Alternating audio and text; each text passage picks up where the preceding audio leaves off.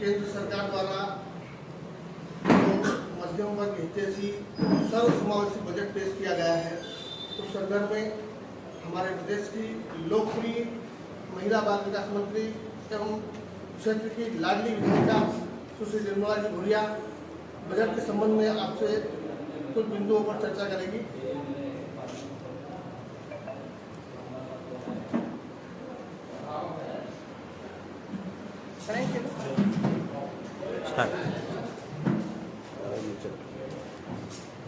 इस बार का जो हमारा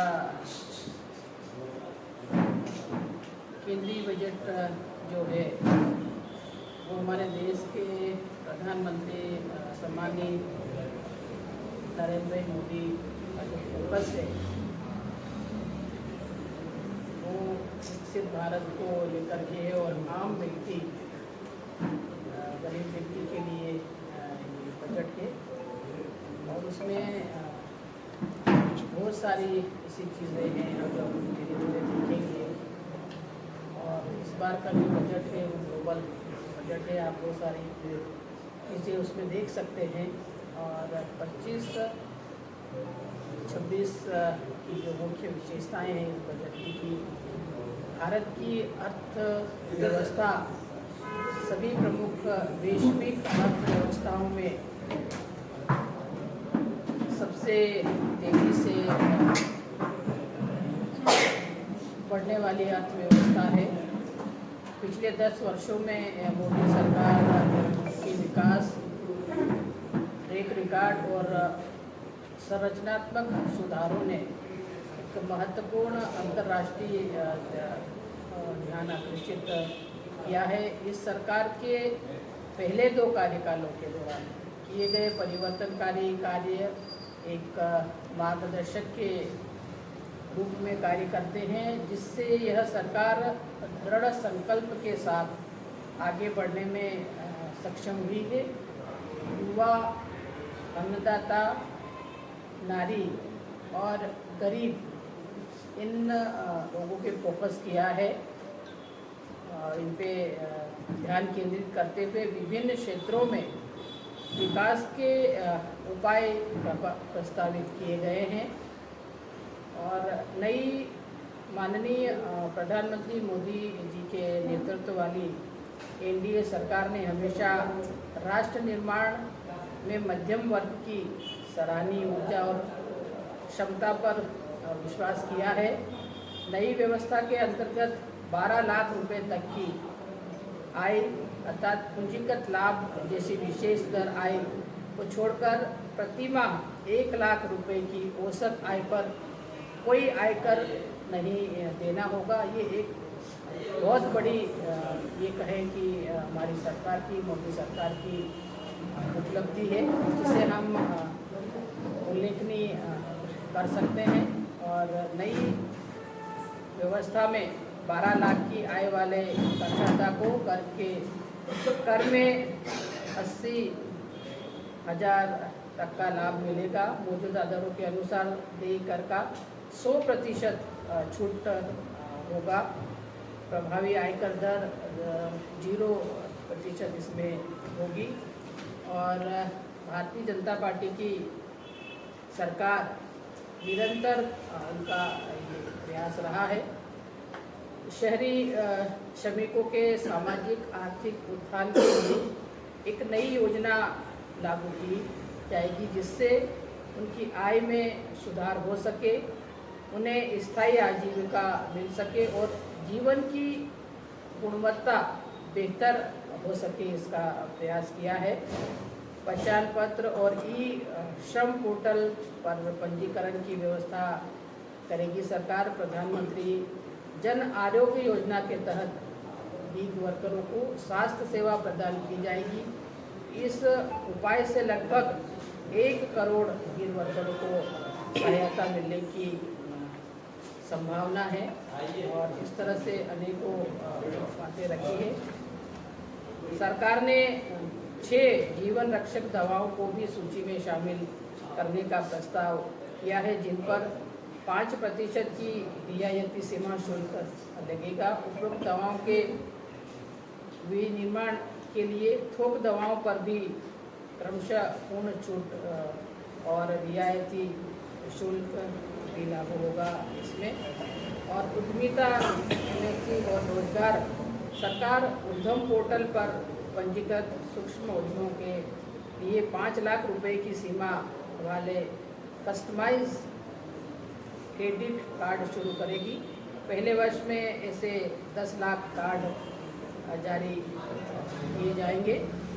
और ये मेरा विभाग है, महिला बाल विकास विभाग है, और उसमें सक्षम आंगनवाड़ी और पोषण 2.0 कार्यक्रम, यह योजना देश भर में 8 करोड़ से अधिक बच्चों, 1 करोड़ गर्भवती महिलाओं और स्तनपान कराने वाली माताओं तथा आकांक्षी जिलों और पूर्वोत्तर क्षेत्र में लगभग 20 लाख किशोरियों को पोषण संबंधी सहायता प्रदान करती है। पोषण सहायता के लिए लागत मानदंडों को उचित रूप से बढ़ाया जाएगा। अगले 5 वर्षों में सरकारी स्कूलों में 50,000 अटल टिंकरिंग लैब स्थापित की जाएगी।